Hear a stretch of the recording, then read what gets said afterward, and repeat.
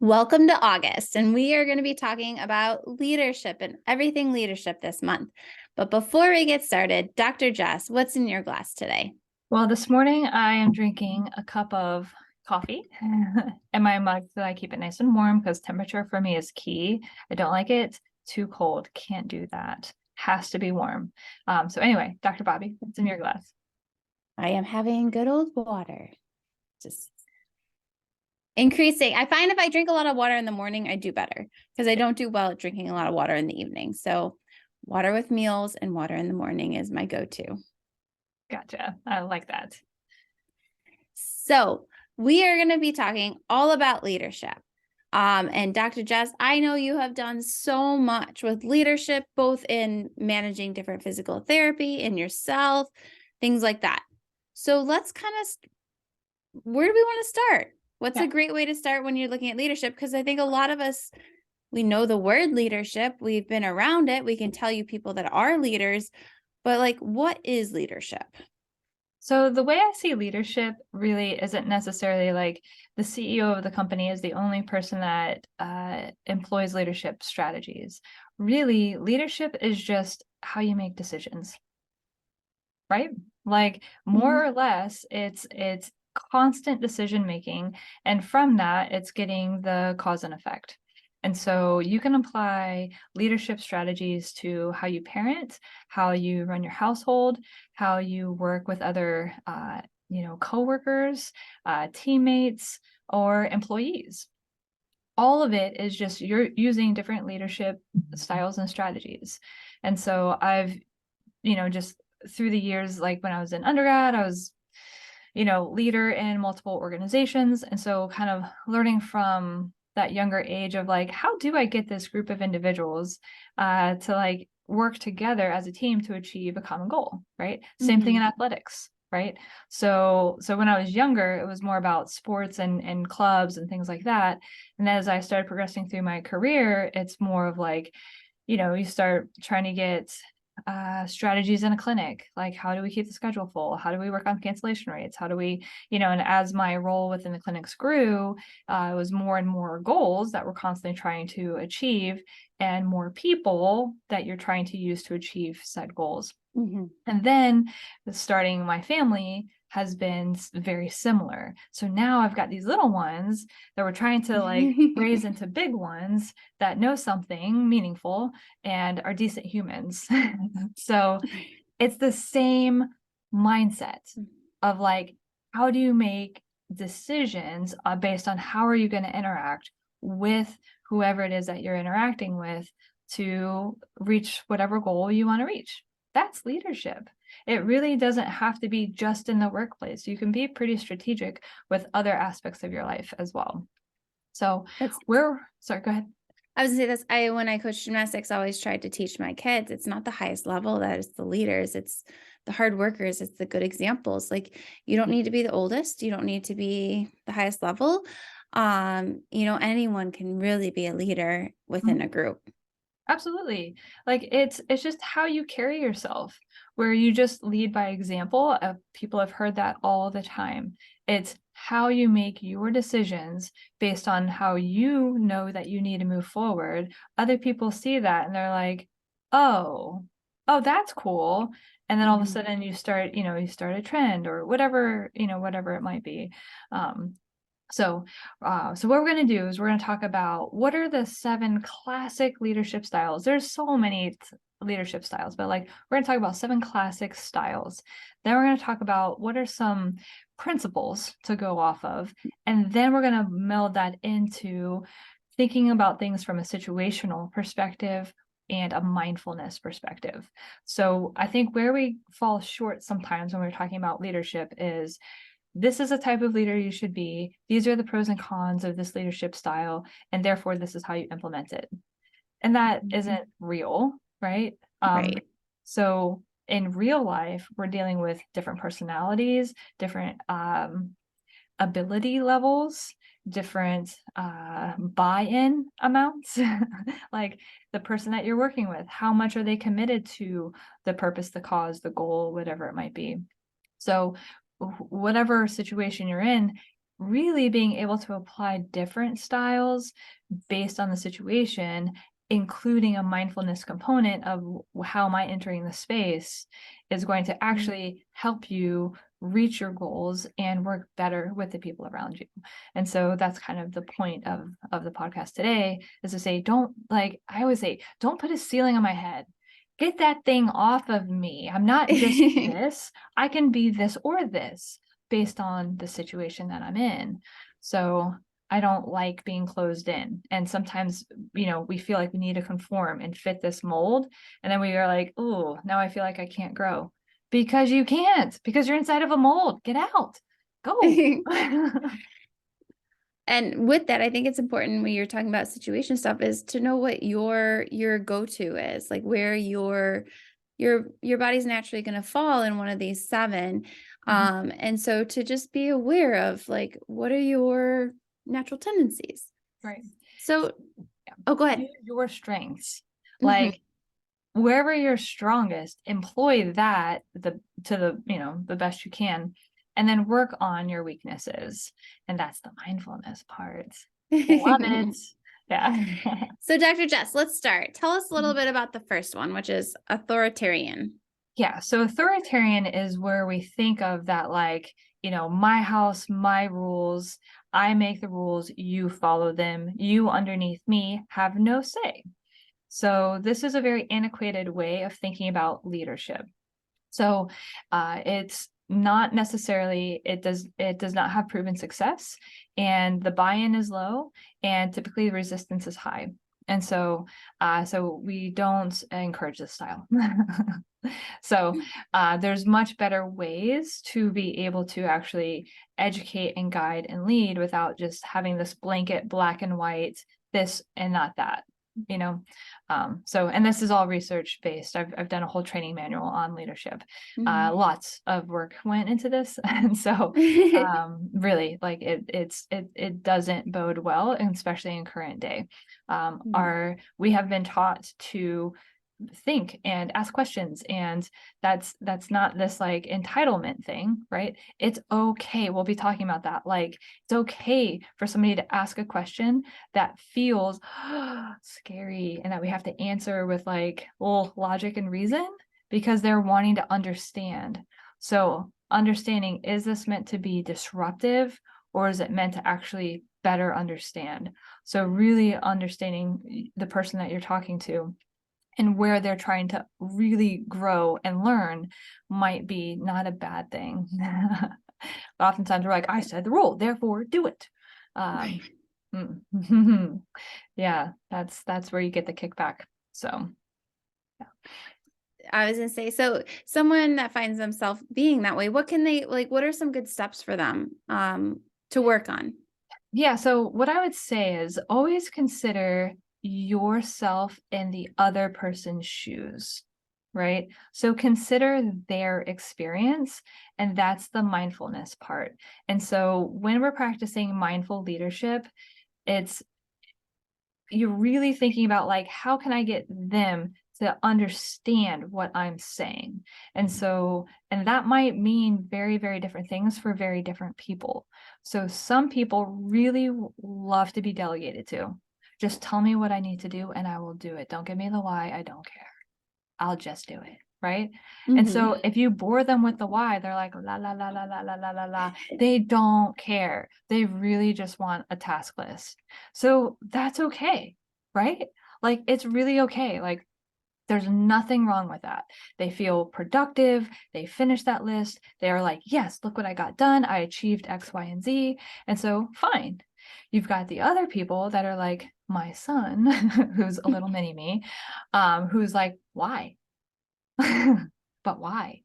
And so it's funny because like my husband is more of like, let's do this task list, let's get it done. Like, la la la, I don't care about the why. If we say it's important, okay, do it, let's go. Don't get caught up on the whys. My son, on the other hand, needs the why. And so if you're working with somebody that needs the why, they need the why. You want to know why? Because they ask why.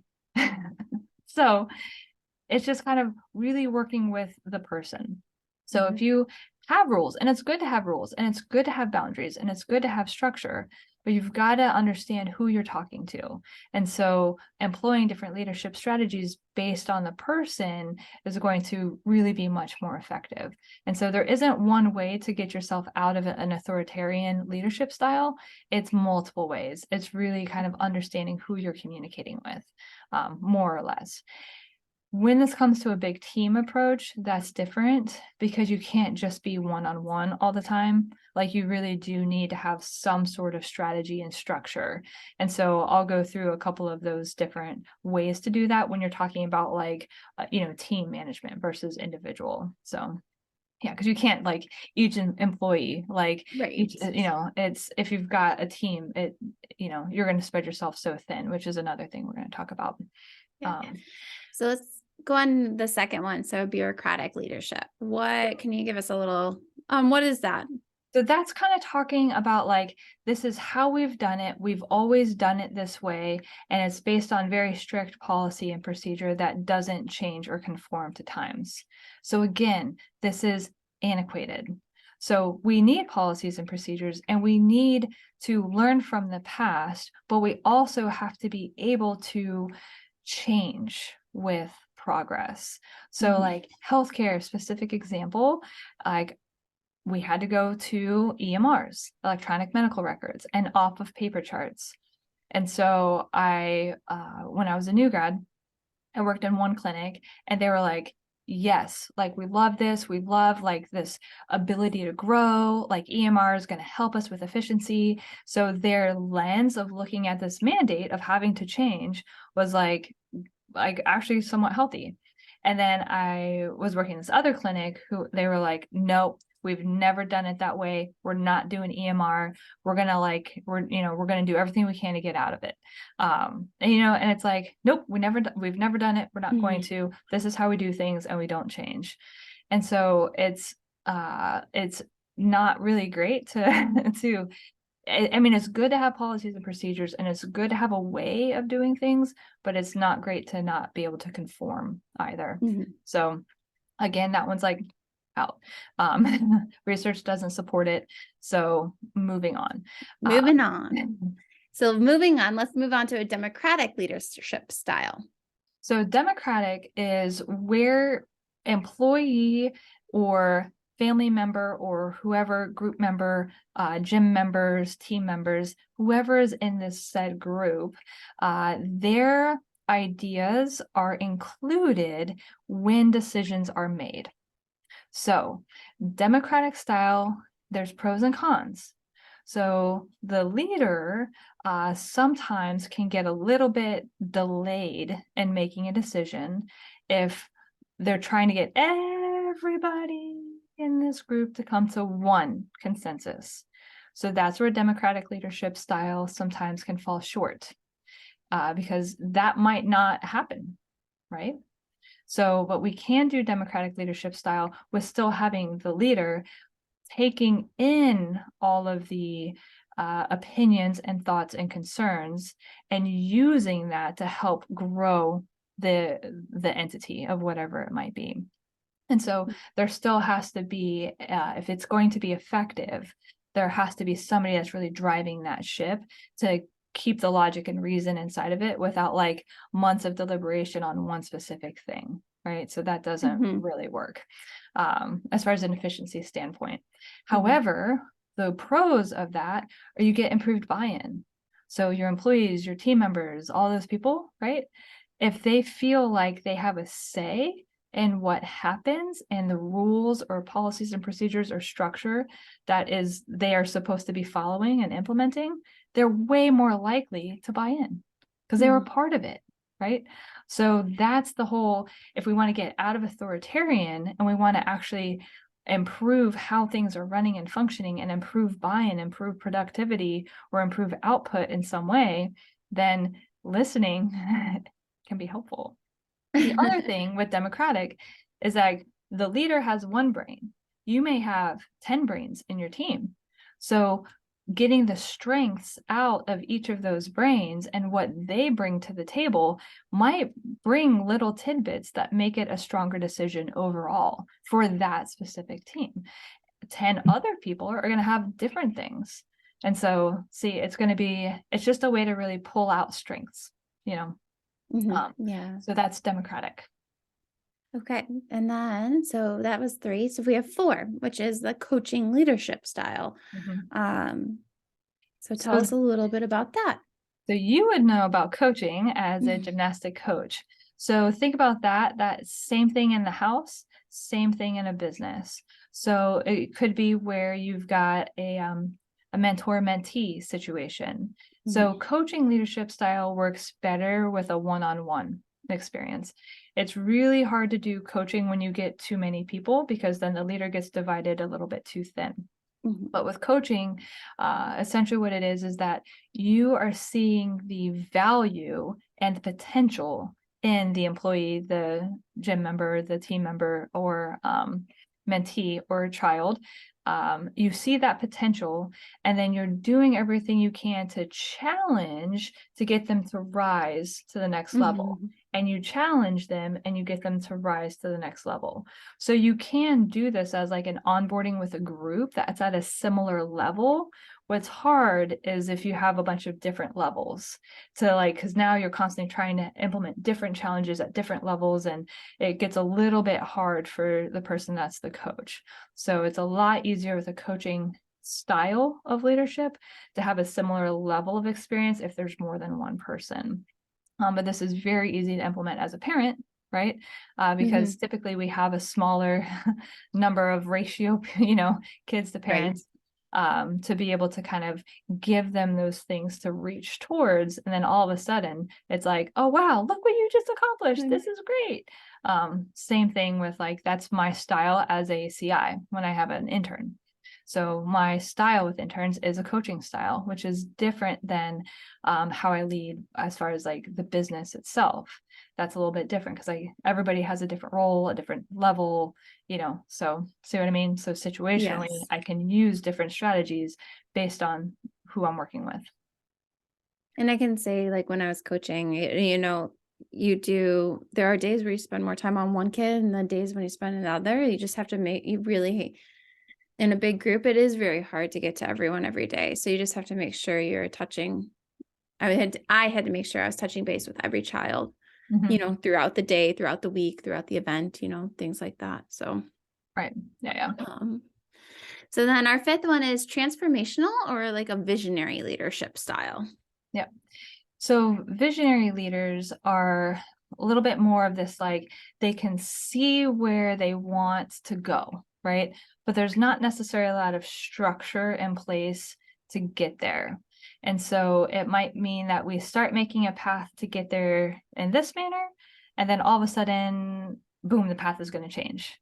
And then, oh, I read something or I talked to someone, and then boom, the path is going to change. And it's not it can be helpful for like startups and where there's not like a new path, it hasn't really been formed. It can be helpful in that way. But where it's not necessarily helpful is when employees are like, we were doing it this way. Okay, now we're doing it this way. Oh, okay, now we're doing it this way. And like they're kind of, I don't know what to expect next. I don't quite know how to succeed. Right? I don't have a clear path for success. And so that's where visionary leaders are great for these big picture ideas, but typically they need to be paired with somebody that gets like, okay, this is how we're going to structure it, and this is how we're going to get from point A to point B. Like, I feel like I'm the visionary. Like, and I was like, I feel like that's so me. Yeah. Like, I have all these ideas, and I'm like, and then just need someone to help, like, pick and put them together and make them happen. Right. And like, here's the X, Y, and Z is how we're going to get there.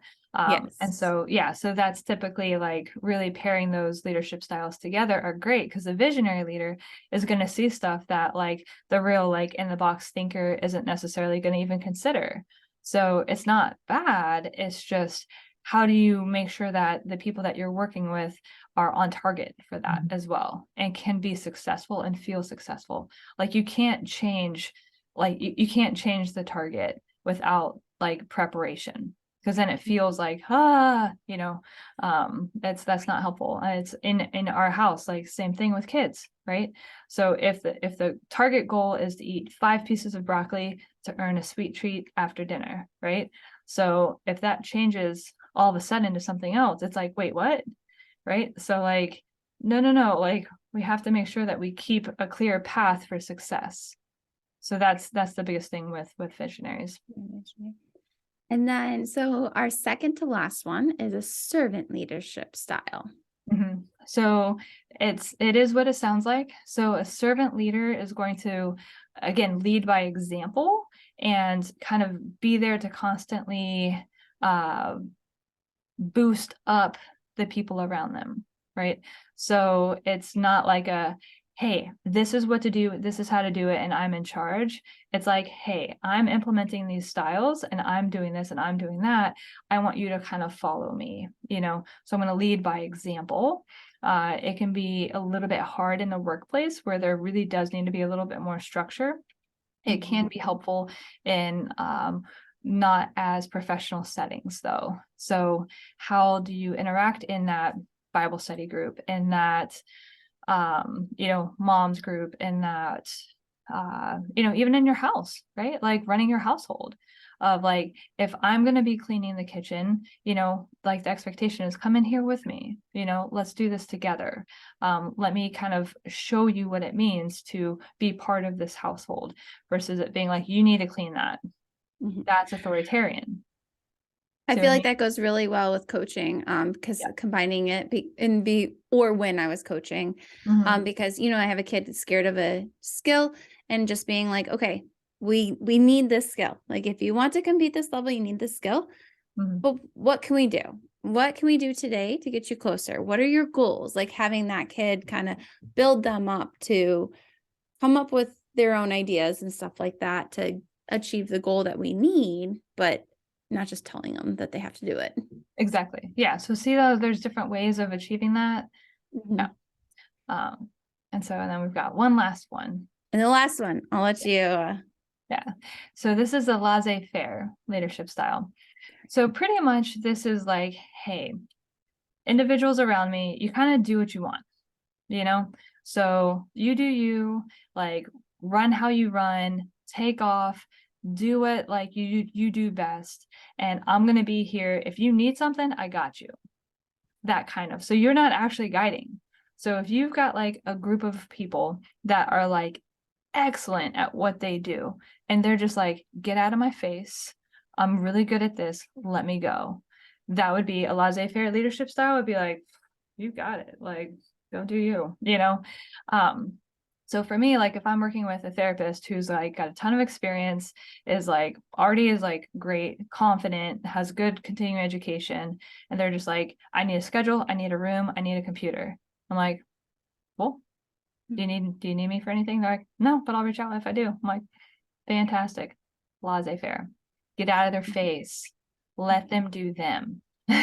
So doesn't mean you don't check in. Hey, how's it going? How's your day? Is there, that kind of stuff. Is there anything that you want to debrief? Just kind of offering that, but really just getting out of their way and let them take it because they are good. So that's kind of the laissez-faire. It works when somebody already has tools, already has strategies, and is already effective. And so that person, you do not want to micromanage. You do not want to get in their way, and you do not want to put big hard stops on them. I was about to say, like, those are when you realize you have a good employee, like, you have to fight everything to not try to micro or look over them, because yes, you need to make sure they're good, they're doing what they're doing. But once you know and you see their work, like, let them do their thing. Right. So that gets into situational, right? So now I might use laissez-faire leadership with that therapist, whereas somebody else really needs deadlines and a task list, right? So I might really need to, and I'll use a democratic style with them of like, hey, what do you think needs to get done? What do you think is an ample time frame to put as a deadline on this? So they're helping come up with the decision, which doesn't make it feel like it was forced upon them, and then say, okay, now here's the structure, here's the goals, here's like some strategy to get there. Now I back off again.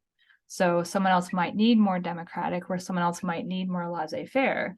So it just kind of depends on the situation. And the same thing in the household, right? So as a parent, I might use laissez-faire with an older kid who's crushing it in school, doesn't need a ton with like, are you doing your homework? Are you doing this? Are you doing that? They're a straight A student. They're involved in sports. They're involved in clubs.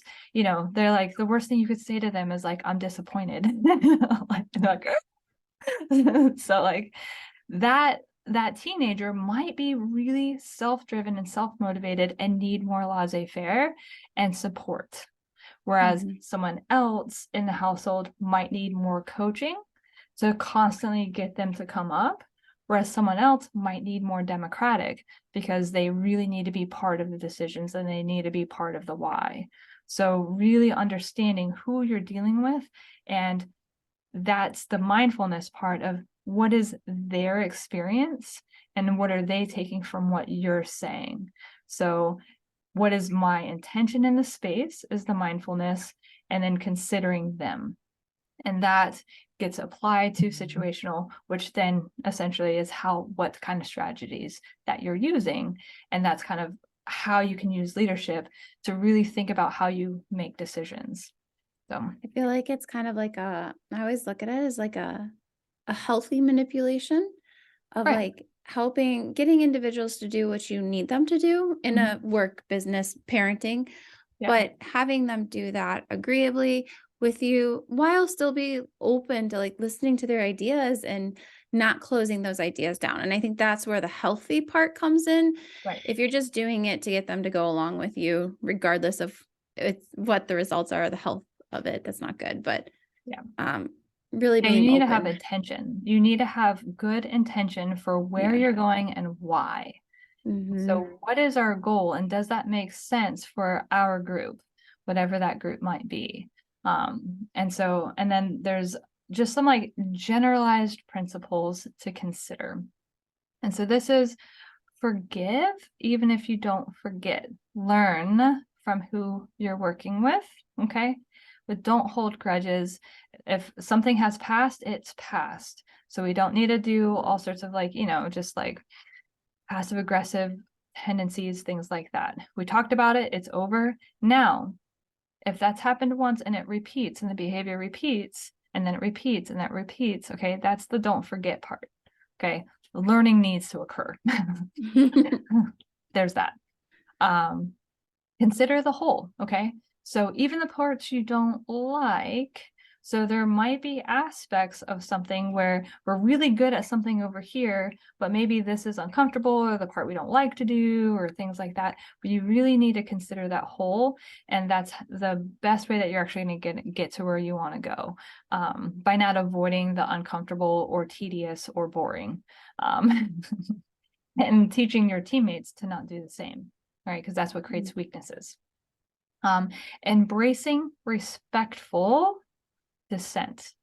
So what that means is, and I use my 5-year-old because he is like he's like, I'm not saying he's perfectly respectfully dissentful, he has learned if there's a rule that he disagrees with, and he'll challenge it because sometimes it really doesn't make sense. Like, to be fair, like he comes up with solid points.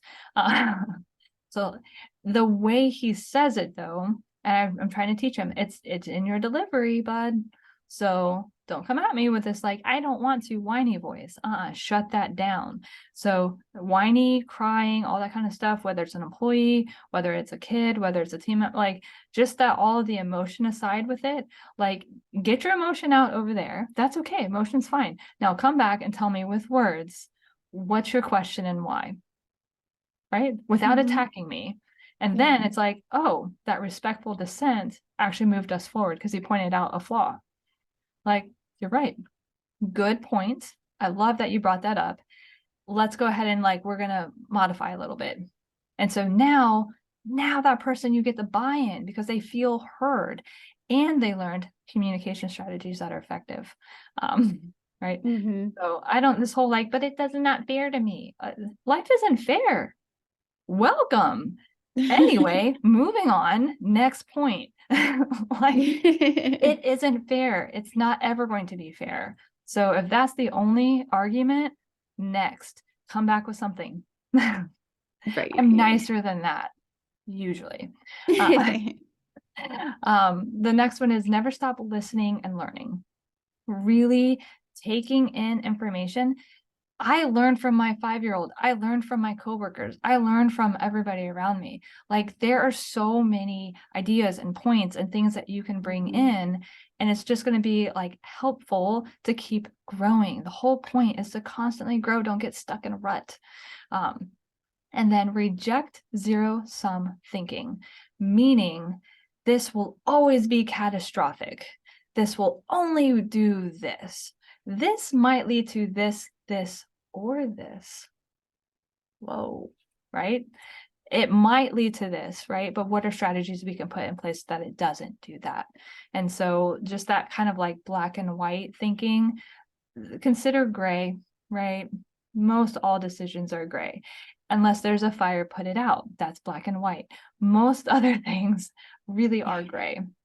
Two more, building coalitions. So really encouraging inner relationship development in the team.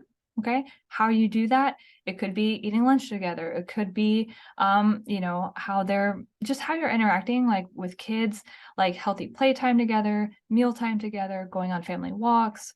With coworkers, it might be just downtime activities where people are just being themselves. And so building those coalitions are how humans interact and how they connect.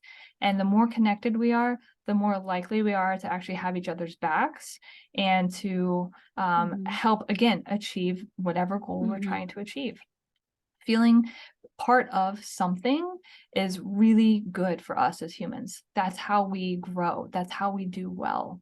And then the last thing is leading with courage in the face of the unknown. So this is like essentially all I do, I swear. I'm like, well, we haven't tried this before, so like, let's give it a try. And it's like, what worst case scenario, this happens. It doesn't mean we die. It doesn't mean we lose an ear. So like, I think we'll be okay. So it's like, just saying, I don't know what's going to happen, but we need to try. And then other people behind you are like, oh, well, I was scared because I didn't know, but if you're willing to try, then I'm willing to try. And they say, well, if he or she are willing to try, then I'm willing to try. And that's how we move forward. So it's like, we can't be scared of everything we don't know 100%. We based it on logic and reason. And if it makes sense and really like there's like not a high chance of death or like actual like injury. I mean, for real, like, yeah, think about that. I do raise boys. Like, where are you going to land? Think about the landing before you come. Then, it's just leading with courage, even if you're scared. Like, oftentimes, like, Dr. Bobbie will ask me, she's like, so how's your stomach today? I'm like, I feel like I'm going to vomit. However, we're doing it. So, yeah. Do it scared. Like, yeah, it's like, I don't know, but we're going to try it. So we'll go from there. So that's the big picture of leadership. So later this month, each episode, we're going to be kind of talking with other individuals and their experiences with leadership, whether it's in, settings that are in the home, settings that are not in the home, and in the workplace. So just kind of talking with, how people implement this and, successes and failures. Because it's not all success. It's not. And quick question, Jess. Yeah. Dr. Jess, how do I figure out like what my leadership style is? Like what I naturally in this moment without education, would be? So there's different quizzes that you can take and they'll ask you these questions and they'll give you a scenario and then you'll kind of click how you would respond. And so that kind of tells you, and we'll put the link to that. There's like free quizzes. We'll put a link to that in the episode description. And so it'll just kind of help you understand a little bit more of like, what is my tendency? Because you might think it's one, and then like you'll take this quiz and you're like, oh goodness, I am more like this than I thought I was, which is good to understand how are you actually implementing these strategies? So I think that would be an yeah. awesome challenge for this week. I love it. Yeah, I absolutely love that. So, yep. So stay tuned for what we have coming up later this month. And I hope you all found this to be interesting and realize that there's not one answer. It's more than one. Yay! Yes. Thank you for listening to the episode today.